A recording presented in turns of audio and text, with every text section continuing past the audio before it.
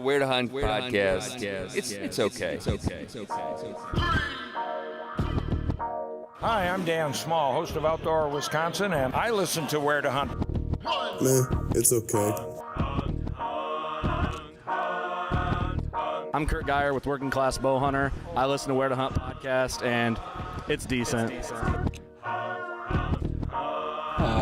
all right. Hey, this is Bud Fisher with Catching Deers, and I think the Where to Hunt podcast is all right.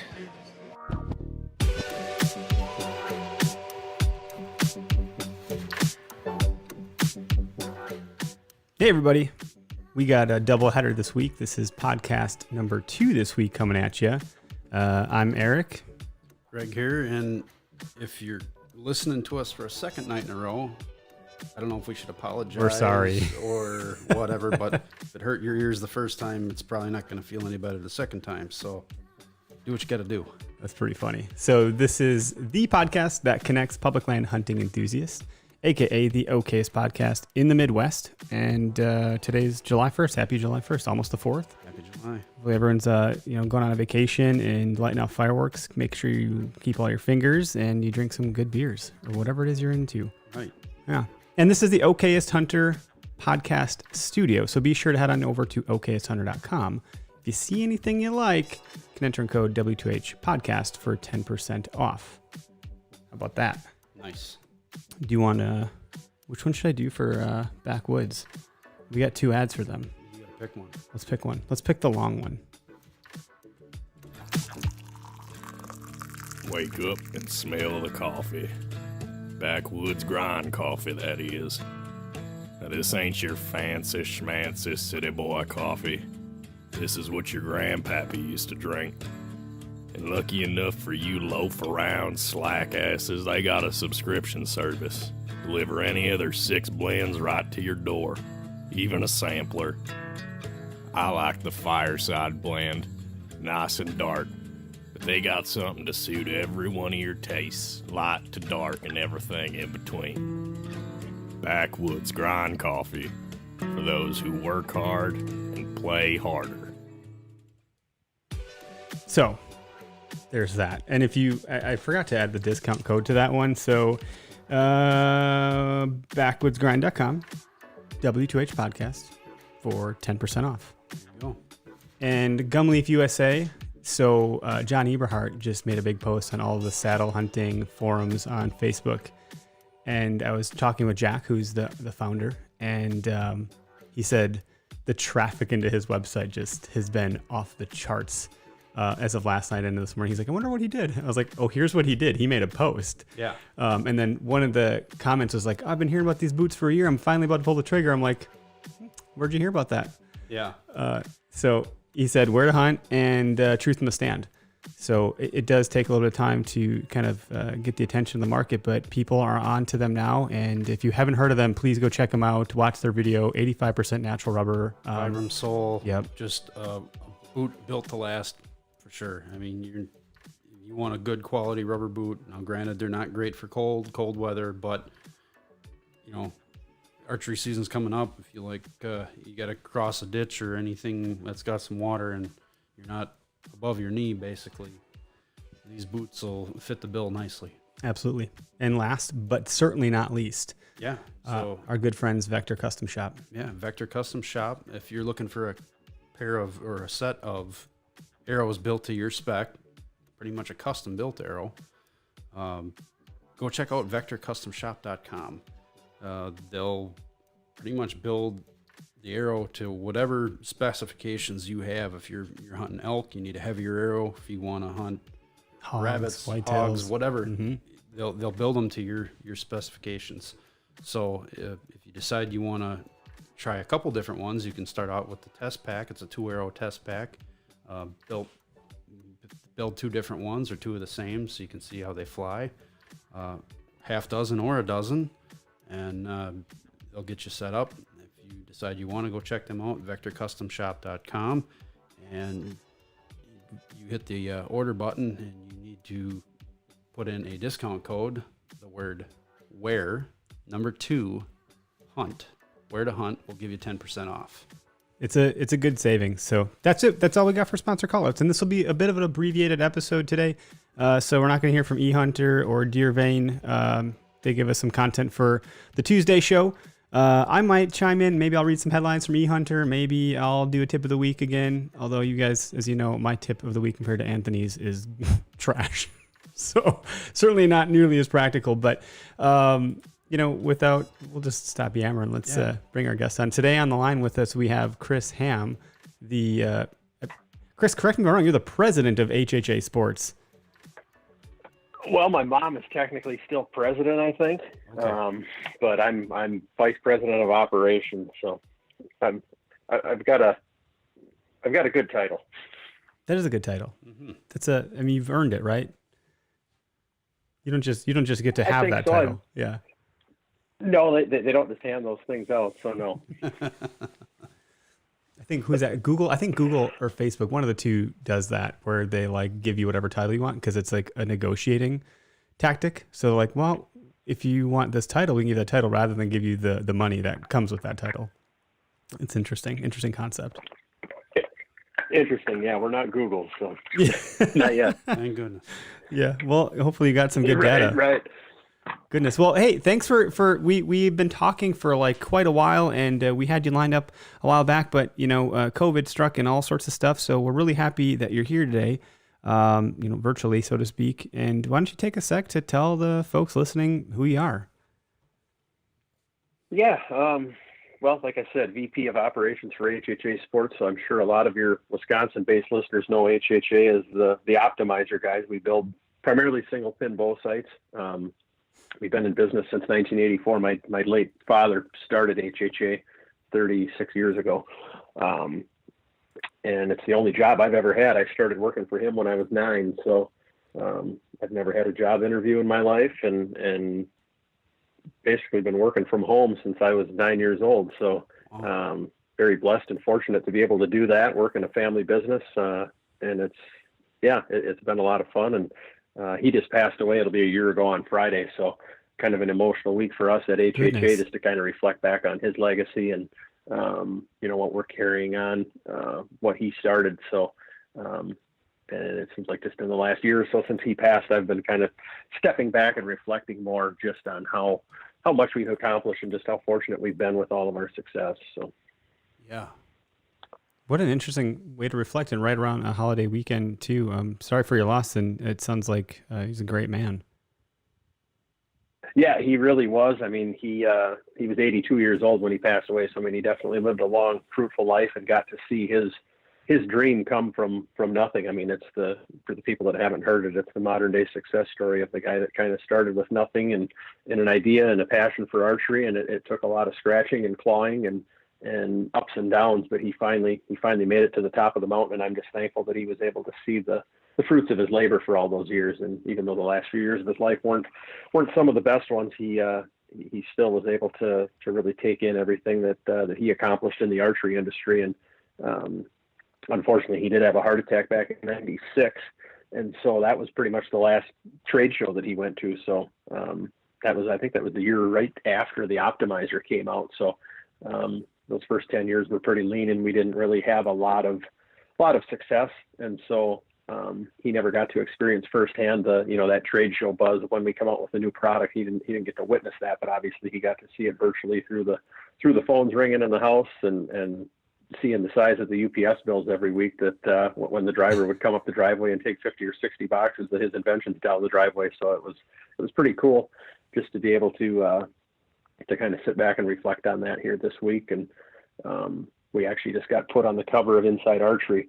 I know you guys will follow me on Facebook, and I posted that on my personal page this morning. We were very humbled by that honor. So there's a really cool picture of him and then my brother and myself on the cover of Inside Archery this month, and really nice article that they did for us. So just a great honor, and how ironic that thing just hit our doorsteps 2 days ago. So pretty neat. Like I said, a reflective time for us, and but a lot of positive stuff going on at HHA. So how have you kind of taken the reins? What have you done, for that handoff?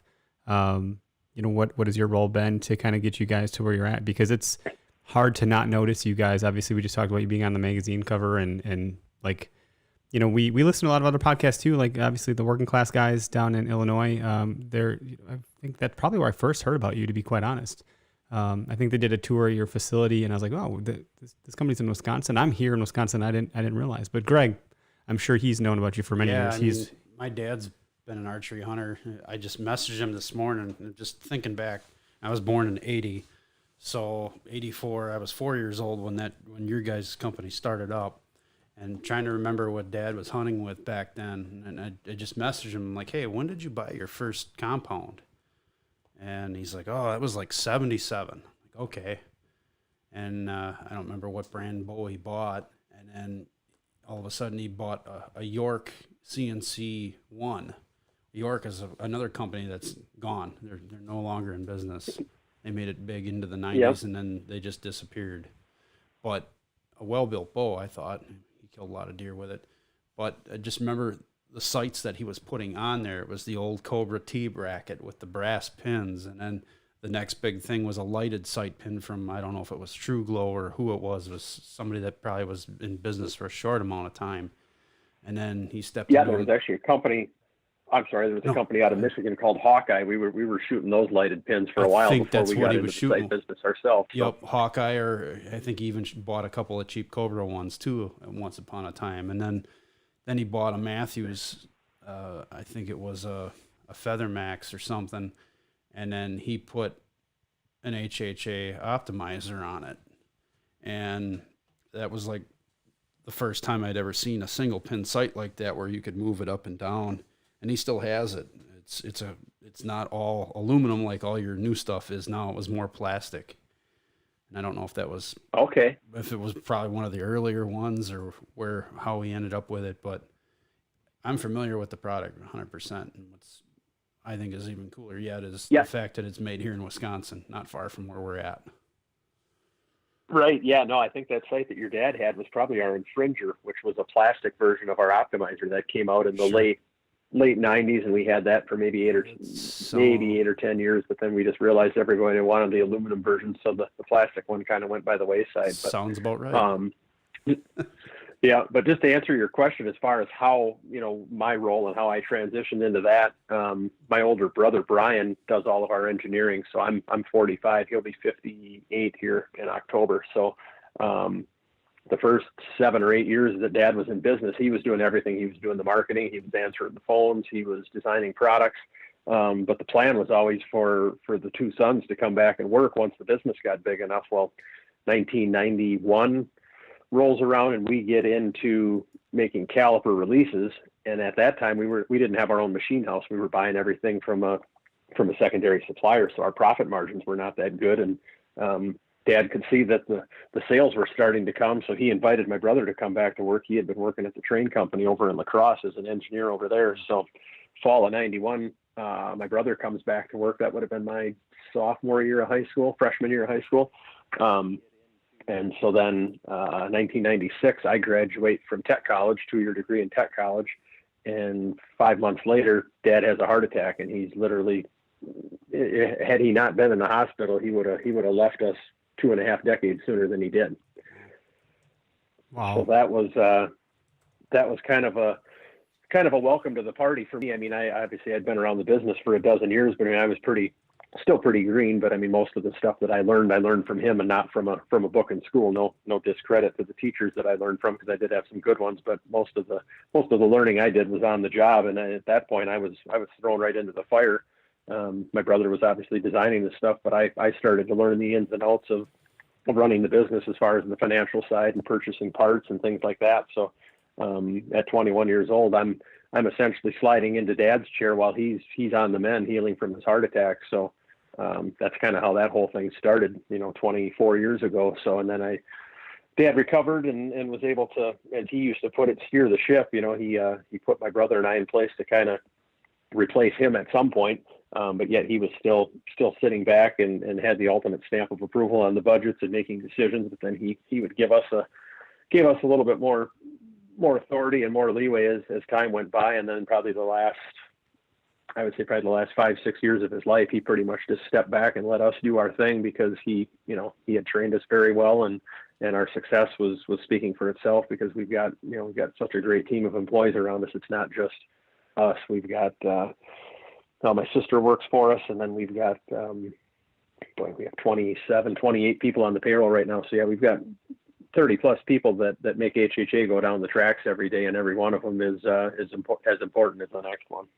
That's cool. That's really cool. Are you pulling most of your talent pool out of like the Madison area, or based on your location? No, I mean we're in Wisconsin Rapids, so we're north of the Dells. So everybody pretty much comes from, I don't even know if we have anybody living out of town anymore. So Wisconsin Rapids is a community of about 20,000. And, there's a couple other smaller cities around it. So, general pop might be 40,000, but yeah, everybody is pretty much homegrown and lives around here. So how crazy. One idea of one man is literally making the economy of a single town buzz more and giving people a living. I love how that evolves and how that works.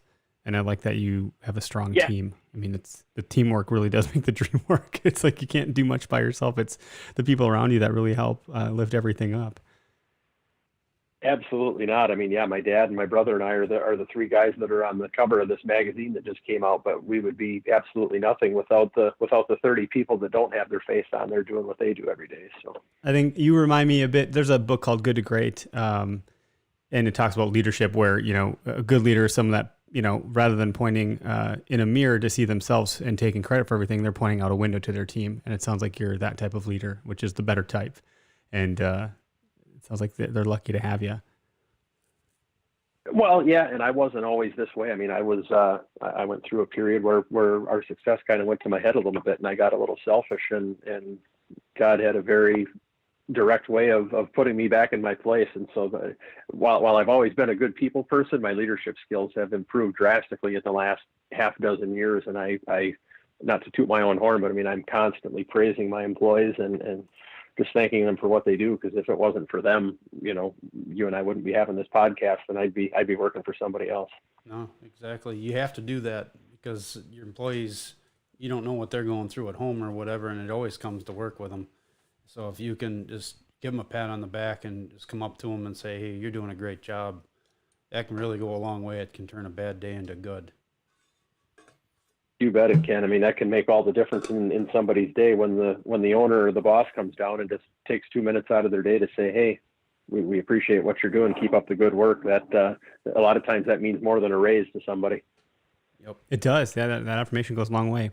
Well, tell us a little bit about some of the products. And we talked about, just some of the history a little bit there about the optimizers, but like what else do you guys have going on? What should the folks listening, tune into? What should they be aware of? Yeah, I mean, anybody that knows HHA probably has an optimizer or has seen one. And I mean, that product's been out for almost 25 years and by no means had it ran its course, but we just felt last year that we needed to kind of come out with Optimizer 2.0. And so back in 2018, we came out with a Tetra site. And Tetra, I believe it's either Greek or Roman, but it means four. And it was our fourth generation of the optimizer at the time. We'd kind of gone through different versions over the years. And so Tetra was four, and that product, I don't know if it was just a perfect storm, right place, right time, but 2018 was our best year on record. We could not make those things fast enough, and people just loved them. And then 2019 was just kind of a down year in archery, and we had a little bit of an off year ourselves, and it was a personal struggle, obviously, with losing Dad midway through the season. So the high that we were on in 2018 kind of gave way to not such a good year, and then a bad thing happening, obviously, in the middle of last summer when we lost Dad. So we had come with the idea to kind of rebrand our movable sites into this Tetra line. And then consumers will see on our website and at retail shops, the optimizer is still alive and well. There's still a couple brands there, but we're really, really pushing this new Tetra series. And the main thing that sets it apart from the optimizer is that I know, if any of you guys have set an optimizer up in the past, when you go to do your rough elevation adjustment, you have to move the scope from one set of holes to the next. Well, the nice thing we did on that Tetra is we put an infinite slide in there. So now you can get max range out of it and you're not married to jumping from one set of holes to the other. And the consumer really liked that. So you mean you don't have to bring the Allen wrench along with you? Well, you need the Allen wrench to loosen some things up. But you still need Allen wrenches. Once you get the scope locked in, then at that point, then you can toollessly adjust the sight left and right and up and down. But you still do need wrenches to obviously get it on the bow, and then just to get that scope in its rough initial adjustment spot. So got it. Good clarification there. And what sets you guys apart from other manufacturers in the space? What is your differentiator because there might be some folks that don't know. I mean, your big competition. Yeah, I mean, we've got a handful of, there's obviously a lot of sight companies out there, but I mean, our stuff is all made in America. And I mean, you look on the back of these packages nowadays, and there's not many of us left. I mean, I can count probably on one hand and maybe a couple fingers the number of sight companies that are still making their stuff stateside. There's not many of us left. So that's something that we've always hung our hat on, is our made in America. I mean, most of the stuff, we source 95% of our materials right here in Wisconsin. I mean, otherwise we might get some stuff from Minnesota, Illinois, Michigan, but I mean, all of our raw materials for everything that we produce, which we do 99% of that in-house, is all done in the Midwest here. So, that made in America means a lot to us. And then our warranty is something that, my dad started that back when the caliper releases were coming out. I mean, we would have an occasional one that, would misfire. People were having issues with it, and the dealer would call, or a customer would call, and they'd want to send it back. And my dad would say, no, just throw it in the garbage. We'll have another one in the mail to you tomorrow. And 2 days later, the guy's calling back, and he can't believe how fast we got him a replacement. So our warranty is something that always, that's probably the cheapest form of advertising that we've ever had, is just taking care of customers that spend their hard-earned money on our product. That's nice. There's not, it seems like, especially in today's day and age, that is, unfortunately a big differentiator. There's so many people trying to outsource things and trying to, protect margins and not even necessarily trying to rake people over the coals, but that's what ends up happening. And it's a pretty crummy feeling when you get taken care of poorly like that. So when it goes the other direction in an extreme polar opposite, it's like, oh, it's such a relief, and you brag about it. There's only like a handful of companies just in the retail consumer space that I would talk incredibly highly of, just because it was such a positive experience. I'll just go toting them out. You call and you get a human being, and they take care of you and things like that. It goes a long, long way. Yeah, no, and that was another thing I was going to mention too. I mean, granted, now we've got, I think we've got 4 or 5 lines coming into the building just because of the volume of calls that we get. But I mean, regardless, if you have to be put on hold, you're going to get our beautiful elevator music with the guy with the, radio show voice talking about our products. But the initial contact is always a live person, and we're going to take care of that, as much as we can. And if they can't help you, they're going to park you for a minute and get you to the right person. But that's something that just always irritated my dad. Anytime he was calling somewhere and he got put on hold or got the automated thing, I think he went through a few telephone receivers over the years from spiking it on his desk. So we all have. It was a long time before we finally put that automated system in, and we had to. But Sure. Like I said, you're still going to get a live, very friendly, live, knowledgeable person when you call us. And that's important. And just to kind of reflect too on what you talked about with the warranty thing. I mean, we're all consumers ourselves too. So running a business, we're out buying products, and so we want to support brands that you spend $500 on something, and if something goes wrong, well, somebody's going to take care of it for you, and they're going to make it right. So we try to use a lot of our own experiences out in the world, whether it be hunting in a tree stand or interacting with somebody at the hardware store, and we try to apply those things to running our business. That makes sense. It's a good way to do that. I remember when I was in college, I worked at a call center, and we'd always do some sort of exercise before we clocked in for the day or before we jumped on calls. And one of the things we had done is tell us about some good or bad experiences you've had as a consumer out in the world, because that's what you're about to go work and go do right now. And so you need to be aware of what you're going to sound like to people on the phone. And they put a mirror up by everybody in customer service, and they said people can hear your smile. So if you look in the mirror and you're not smiling, you might sound like an a-hole. Right. So I thought absolutely. It's easy enough to catch them on a bad day. They're already having a problem with your product, and then if you come off is not too friendly on the phone, it's not going to go well. So, and I can attest. No, to, we bend. Oh, go ahead. I was going to say we bend over backwards to keep our customers happy, and I mean I'm not going to sugarcoat it. I mean we do have complaints from time to time, and when we do, we make it right. And I mean that's one of the, we try to make everything as perfect as we possibly can, but we aren't perfect. And when we do make mistakes, we make them right. And if it's something that's reoccurring, then we go down to the machine shop and make changes and make sure that everything's exactly the way it's supposed to be. So yeah, it's good to go. Well, what are you guys doing from an innovation standpoint? Like obviously, you're in my mind, you're market leaders, right? You're a category king to some degree. And how are you? Maybe not necessarily how, I don't know how the sausage is made, but like, what are some things you're doing to innovate? Obviously, we just talked about being able to, adjust the riser without having to take the bolts out and move to a new set of holes. I think that's actually pretty darn incredible. So for folks that didn't know that, like that's a pretty big deal. For someone like me, I hate monkeying around with stuff like that. And then it just makes the process that much longer to get it all dialed in. Is there anything else on the horizon or anything else that you guys are doing as a business to innovate and stay ahead of the curve? I mean, as far as the sites go, I mean, I think it was last year, we've been advertising with Archery Business and Bow Hunting World for years, and they've got a Reader's Choice vote that takes place every fall. And I think it was 16 in a row last year that we got the Gold Award, which is the highest award for single pin sight of the year. So,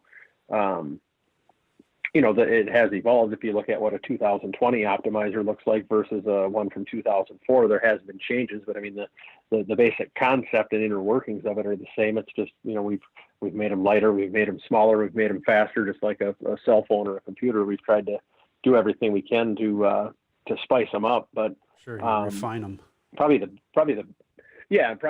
biggest thing, and I think this goes back to 2015 when we launched our Kingpin site. If you guys are familiar with our Ultra series, that came out in 2007, and that was the first site that actually had a wheel on it with a tape wrapped around it. So for your listeners that don't know how our tape system works, you essentially sight in at 20 and 60 yards, and then we give you an array of tapes that will most likely work for your bow setup, and sights you in by the yard from 20 out to 100. And that's something that is kind of our claim to fame. There's a lot of other tape systems out on the market, but this was a patented system that my dad came up with in the mid 2000s.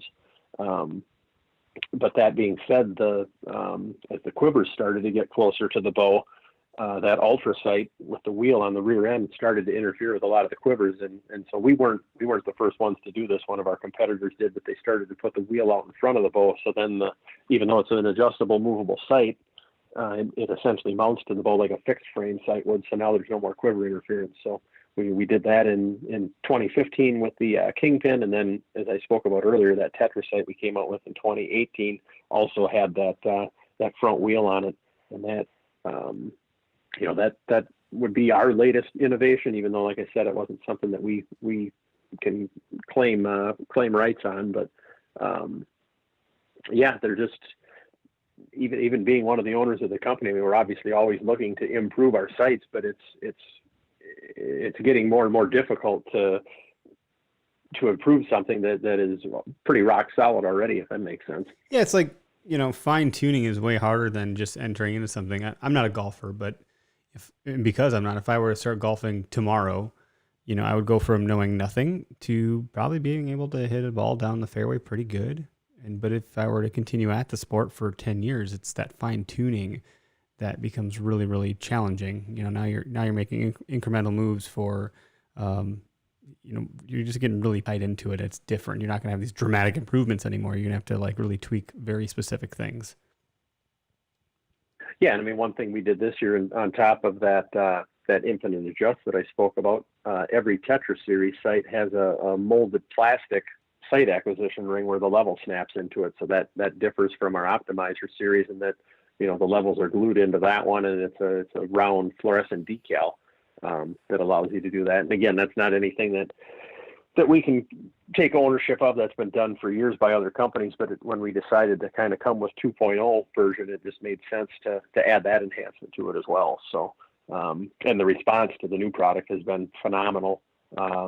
I think it's something that the dealers and the consumers were kind of clamoring for years, because as much as they love their optimizer, they kind of wanted to see the next best thing. So I think we definitely delivered on it. And then unfortunately, we got shipping a little bit late. We didn't start shipping new product till the end of February. And then 30 days later, we got shut down from the C word for a couple months. So that was a little frustrating, but we were able to navigate through that. And it appears that we're coming out the other end and into a very hungry market. It seems like the industry as a whole, just from talking to other manufacturers and talking with dealers and talking to people at my archery shoots that I do. I mean, people are anxious to get back outside, and they're anxious to do it with bows and arrows, which is a win-win for all of us. Yeah. People are flocking outdoors, it seems. I would have to agree with that. And you can see the numbers, I'm sure. And just so it doesn't go without saying, I have, I can't speak to exactly which sight pin I have. I'm like the worst person when it comes to technicalities. I bother Greg. He just gave me a scolding look. But it was really easy to sight in. I will tell you that. Hey, Greg, what do I have? Yeah, that's how it goes. You drive a Ford. That's what you have. Yeah, which model? I don't know. What engine's in there? Gets me to point A to point B. But there's something interesting that you kind of have involved yourself with that I think is definitely worth talking about. You do a lot for the veteran community. Maybe we should shift gears and touch on that. We're half hour in, so I want to make sure that we can learn more about that and find ways to help other people participate. I know you're doing a lot of events and things like that. Yeah, we are. And I mean, that's something that I'm not a veteran myself, but I've always had a great respect for, the men and women that serve our country. And if they wouldn't do their job, we wouldn't have ours, is basically my feeling in a nutshell. So we started a military discount 5 or 6 years ago, just because we'd started getting more and more requests from servicemen and women for a military discount. So we do that either factory direct or through our dealerships. And that's something that they've been very appreciative of. And then around that same time, we've got a few, I'll call them celebrities or athletes that have come to us over the years, through different connections. And one of those guys that I met was Jonathan Lucroy back when he was still catching for the Brewers. Cool. And Jonathan was very, very passionate about veterans, and he actually went on the honor flight out of Milwaukee. And I'm sure you guys are familiar with that. I think we've, in some of our previous conversations have talked about that, but for people that aren't familiar with honor flight, it's a all expenses day trip to Washington, D.C. and in Virginia to see the memorials erected in their honor. So they send World War II, Korea, and Vietnam vets. And Lucroy went on that shortly. I might have my timing wrong on this, but it was right around the time he made his first All-Star team.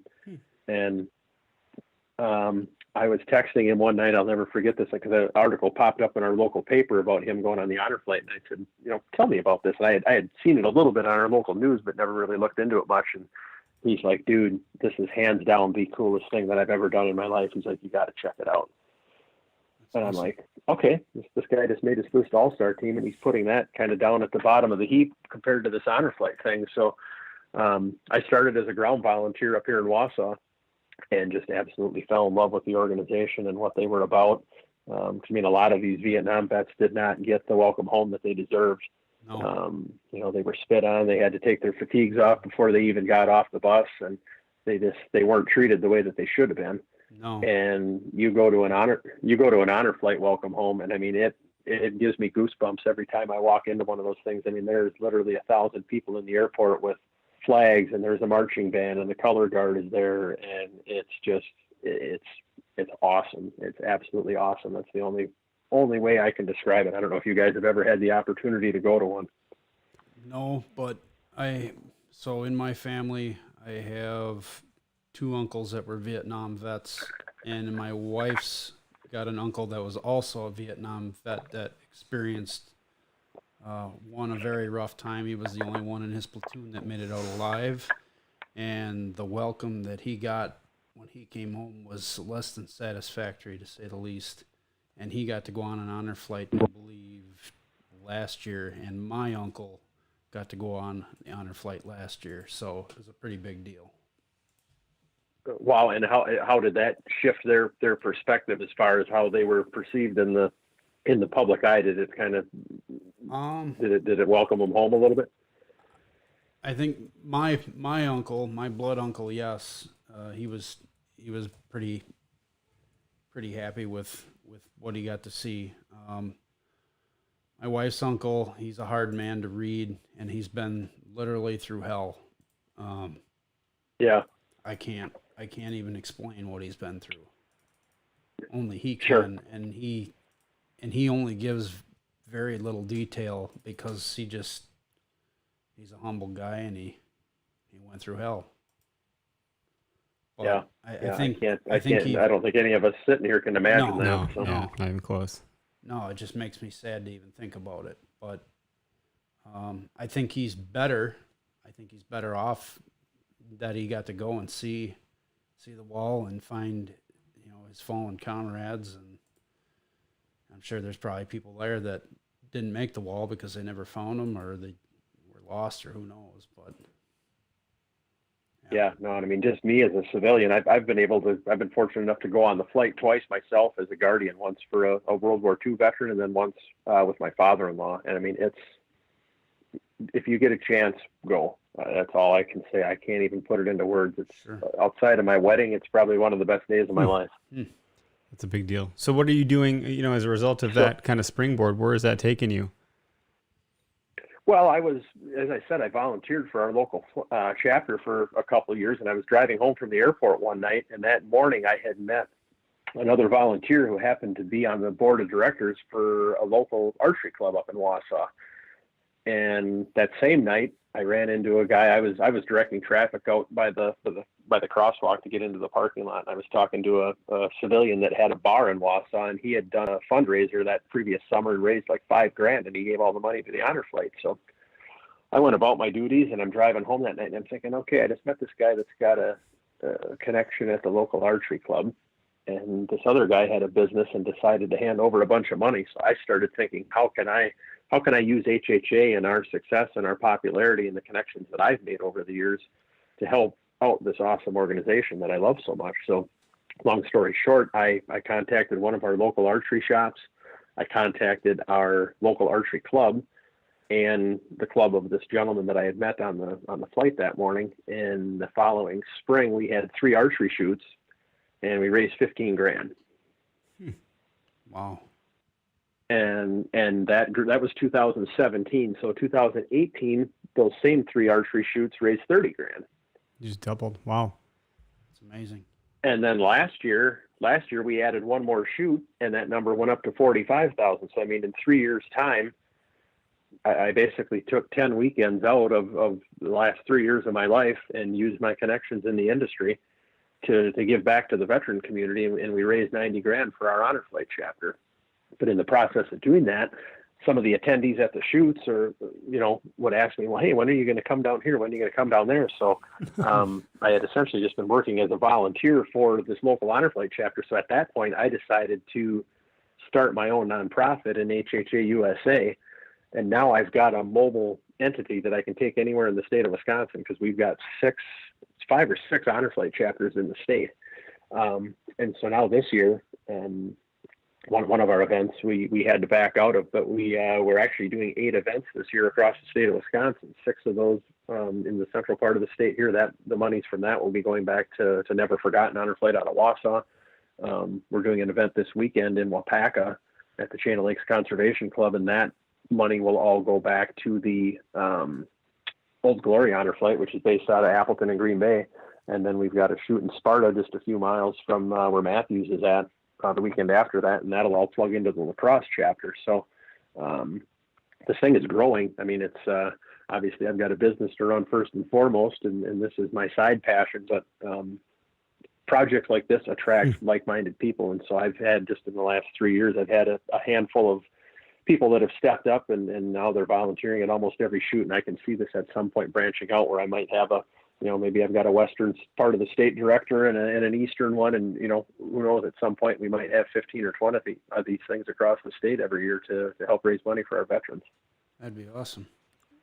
What a great way to do it, though, too. And the association is nice to have that. It's coming back to HHA in some form or fashion. But at the end of the day, the bottom line is you're giving to this organization that's like you said, it's short of your wedding. It's the best day of your life. And that's for you. You didn't serve, and so for the folks that have, it's got to be quite literally one of the absolute best days of their lives. And the fact that you're helping make that become a reality for them is incredible. I mean, a lot of people might just pocket that money, and say, forget it. We can put this right back into the bottom line of the business and blah, blah, blah, blah, blah. But it's pretty cool to see what you're doing. I mean, your time's valuable too. So you're spending your time doing that stuff. It's, man, it's cool. It's really cool. Yeah, no, it's something I love to do. And I mean, another thing that also is on my heart about veterans is the 22 a day. I mean, everybody's heard of the 22 veterans. Just started mine today. So when I started HHA USA, I made a pledge we actually partnered with 3 other veterans nonprofits, Wounded Warriors in Action, which was started by an Army Ranger out of Oshkosh. He now resides in Florida, but those guys, and then a group called the Neested Foundation that was started by a man named James Neested. He was in the Delta Force back in the 80s.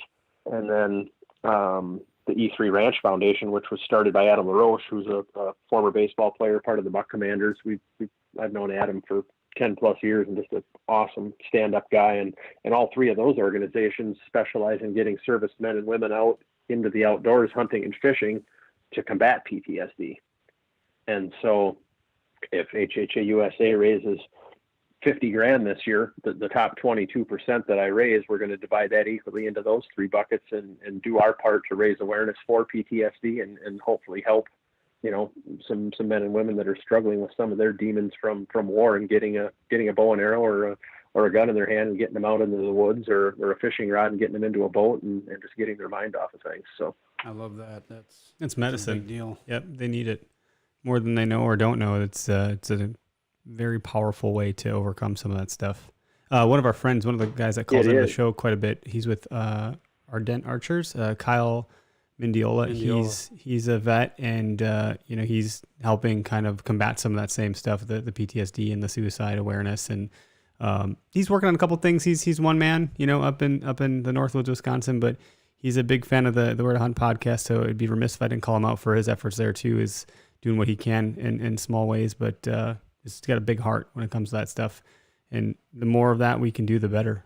Someone just tagged me in the 22 a day for 22 days. So I just started this morning, which I was like, wow, man, I'm out of shape here. I'm out of breath after 22 measly push-ups, but if it helps get the word out there to spread that awareness, that's what we're going to do every morning for the next 22 days. No, it sure does. And I mean, one of those organizations that I just mentioned, they had a turkey hunt here in Wisconsin a few years back and had brought a veteran in, and the gentleman had just a rough 5-day go of things, and he didn't have any luck until the very last hour of the last day of his hunt. He was able to take a pretty nice tom, and he told the guide on his way back to the hotel that they were staying at, he said, "This hunt saved my life." He said, "I was going to go home and kill myself." Oh my gosh. How do you would never stop doing what you're doing after hearing that? I get goosebumps when I tell that story. And I mean, if we can impact one life, and I don't know how long I'm going to be doing this. I mean, as long as the good Lord keeps me here, this is going to be my life mission outside of running my business. This is what I was put here to do. I was here to help our veterans. And if I can have one story like that, everything that I'm doing and all the weekends that I give up to do this is going to be worth it. 100%. Completely worth it. Without a doubt, unequivocally. Man, I'm glad we're talking to you, Chris. Yeah. I think I'm glad we're talking too. It's good to see people put things, into perspective and well, you got a high regard for human life. Yeah. Too. You're a good human. Well, and I mean, I wasn't always. I mean, I had a persona that I had put out there with my role in HHA, and I wasn't always this guy. So I wasn't a bad person, but I definitely wasn't. I was living my life for myself. What's the quote? Not a lot. There's not a. Go ahead. Oh gosh, I'm so bad at interrupting. My God, I'm really good at it. But there's a quote: "The years teach us what the days never knew." Right. So what you get out of the years, you look back and the day-to-day stuff, you might be one person, but suddenly you look back and you get a whole new perception. And I think that's to some degree, it's the definition of wisdom. You get wiser. Yeah, no, and I mean, you definitely get more wise. And I mean, I was going to say, I mean, you don't get a lot of happiness out of trying to make yourself happy, because you can do it. You can have a successful business. You can make a lot of money. You can go on trips all over the place. You can buy a new house. But at the end of the day, to me, I get extreme joy from giving that away and from helping other people. That's where that's where life change begins. When you realize that you were put here to help other people and you do that, no salary in the world can match that feeling. True. Yeah, go watch Groundhog's Day for anyone that hasn't. And that movie right. sums up that lesson pretty good, I think. Exactly. Philosophy in It's college. been a lot of fun, and I mean we're so fortunate. We've got so many great sponsors, and I mean I call them sponsors because they just essentially send us product to put out on these auctions at these shoots. But it's an archery shoot with a twist. I mean people love coming to them. They obviously love the cause. And I can honestly see it. And again, I'm humble enough to not think that I'm going to single-handedly save the archery clubs in the state of Wisconsin or in this country, but I've seen a little bit of a renewed interest in archery shoots as a result of this. It seems like, people might be busy, but they're like, oh, the HHA USA shoot's coming up this weekend. We got to go to that because it's for a good cause. So I'm hoping that by what I'm doing, I'm hoping that other people will kind of pick up this torch and do similar things at their clubs. Because I think there's an opportunity there to, because the club participation is down, there's an opportunity there to maybe add some new members and bring new faces into these archery clubs by putting on events like this, whether it be for veterans or for cancer or for sex trafficking. I mean, there's a ton of causes out there that break people's hearts. And I think if you start marrying that to archery, that's where the magic happens. And I think we can raise some money and help some people outside of our sport and grow our sport in the process. Yeah, you've summed it up nicely. Thank you. And we planted a seed early on before we hit the record button, and I'd love to hear what you have to say. Someone like yourself for a most memorable hunt. I don't know how easy it would be for you to come up with one. It sounds like you are the type of person that might have many, but we'd love to hear what stands out most in your mind. Surprisingly, I don't. I mean, everybody looks at me and thinks, "Oh man, you own an archery business. You got to have a trophy room, the size of my house." And that's not the case. I mean, that 1996 era to 2016. I mean, that 20-year gap there, where we really kind of our business shot up. I was gone, 4 to 6 weeks out of the winter, traveling to trade shows, promoting the business. And so when fall came around, I wasn't the kind of guy that was going to apply for tags all over the place and be gone hunting for a month or two. I was kind of a homebody and like sleeping in my own bed. So that being said, I primarily whitetail hunt here in central Wisconsin. That's just my thing. And I'm happy and content to do that. I don't have a lot of big bucks on the wall, but, last fall, I've got 80 acres here that's been in our family for probably since the late 1800s. It had been divided off and sold, but my dad was fortunate enough to get 80 acres of it. And I'm in the process of acquiring the 80 to the north of us here this fall after season's over. So I'll have 160 acres. But I had a buck 2 years ago that I was after. He was a 3-year-old at the time, probably 135, 140 inch deer maybe. Saw him once, but was never able to connect with him during bow season, and knew that he made it through. And then last fall, I typically don't start hunting till about the middle of October. My allergies are just wicked. So, and I'm not a big warm weather fan either. So I like waiting for the leaves to turn and a few frosty mornings to pass before I start hitting the woods too hard. So I think it was about the 20th of October before I started hunting last year, but then I'm at it until the season's over. And I believe it was my first night out. I saw that buck. He stepped out in my bean field, and he was 80 yards away and just grazed across the beans. And long story short, I had 6 encounters with that deer last year on that bean field with my bow, and the closest I ever got him was 50 yards. And I keep a spreadsheet, probably like a lot of guys do, that just logging their hunts. And it was November 22nd. And it was the 22nd sit of the season for me. And I even told my wife before I went out hunting, with everything I'm doing for veterans, I'm like 22 a day. I said, this is it. I'm gonna kill this buck tonight.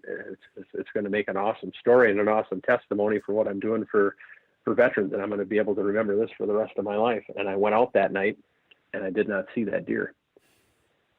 And I thought, well, I guess that's not happening. So I typically don't rifle hunt, but this deer was, he was a 150 plus inch deer and 4 years old. I mean, that's a rarity for central Wisconsin. So I didn't know how much longer he was going to be around. And so I decided to take my dad's 30-06 out. Kind of a funny story on that gun. We acquired that about 30 years ago. We had a gun and archery shop that was going out of business, and the fella didn't have any money to pay us, but our sales rep went in and horse traded for this 30-06. So that's always been the standing joke between my dad and I. It was the bad debts gun. So just to kind of honor him, I decided to take his gun out of hock. I hadn't rifle hunted for probably 10 years, but I figured, well, if that buck steps out in my bean field tonight at 100 yards, I'm not going to have my bow with me, but I'm definitely going to have some lead, and I'm going to put him on the ground. At 45 years old, I didn't have enough big deer on the wall to be picky about what I was shooting them with anymore. So I went out opening morning and sat for 3 or 4 hours, didn't see him. Sat opening night, and it was literally 20-5. I mean, it was right before closing, and I'm like, well, I guess he's not coming out. And I was just getting ready to pack up. I've been hunting out of redneck blinds for the last 3 or 4 years. I absolutely love them. So I was packing everything up in my blind, and all of a sudden I look, and this deer steps out straight across from me, 125 yards away, and it was him. And I'm like, you got to be kidding me. And I'm looking at my watch, and I'm making sure that I'm still legal. And well, I got it in just under the radar. I ended up shooting him at 125 yards, and he just ran off the edge of the field and expired over in the neighbor's land that I've been leasing here for the last few years. So. And the cool thing is there's still some other ham relation out there. So my cousins knew that I was after that buck all fall, and no sooner did the gun go off and I get a text message from my cousin. He's like, did you get him? And I'm like, yeah, I think so. I think I got him. And those guys came over and we found him. And yeah, he was a 153-inch 10-pointer. It's the nicest buck I've ever put on the wall. So and pretty special to be able to take him with the bad debts gun. And so it was kind of an ode to my dad. I guess it just wasn't meant to be with a bow, but definitely one of the most memorable hunts that I've ever had in my life. So thanks for sharing that with us. Very cool. We'll get that packaged up with some film scoring, and we'll get it sent over to you so you can have that. It's a fun That'd thing. Be cool. Yeah, I've actually got. I didn't get a lot of good success photos of him, unfortunately, because one thing, it was with a gun, which doesn't diminish it in any way. But I mean, we recovered him after dark, and funny thing was when I'll text you guys or email you guys the picture, but it looks like Rocky Balboa hit me right between the eyes. I was so relaxed when I shot him that I wasn't hanging onto the gun too well, and I scoped myself. Oh no, that's happened to my dad before. And what made you didn't that even know what more happened funny either. is that my Go ahead. dad did that exact same thing in Buffalo County about 30 years ago, and I'm still searching to find that picture. But now I have a matching scar to what my dad does when we scoped ourselves on a couple of deer. So the old lot 6 has got some punch. That's a great story. That's a great story. Yeah. I thought for sure you're going to tell me that. Oh yeah, and I got him on the 22nd, and then you're like, well, that didn't happen. I was like, oh man, okay, so what happened? Like, you had me kind of hanging on the edge of my seat here, and I think it worked out all for the better the way it went down. It couldn't have played out any better. I mean, as much as I would have loved to have had him with my bow, this was just how it was meant to be. And my taxidermist is probably going to get mad at me for saying this, but he normally takes about 1.5 years to get an animal back. But I comped him a couple sites, so he's got my buck on the fast track. So I should be having him back here sometime in the next month or so. So I'm looking forward to bringing him home and looking at him on the wall every night. Yeah, That's absolutely. fantastic. That's fantastic. And we'll wrap things up here. We'll bring the plane in for a landing, so to speak. We do a quarterly giveaway. So we just had our first one. We launched it in March. Excuse me. And then we just announced our winners last night. There were 6 of them. It was a ton of fun. Greg and I can't read each other's handwriting, so it was a bunch of goofing around, pulling names out of hats that we couldn't read. But, it sounds like you might be open to throwing some swag into that for the next one, which we'll announce the winner for on September 30th, which is a good timing if you think about just deer season and bow hunting in general. So I don't know if there's anything that you think might be a good fit for that. We'd love to hear about it.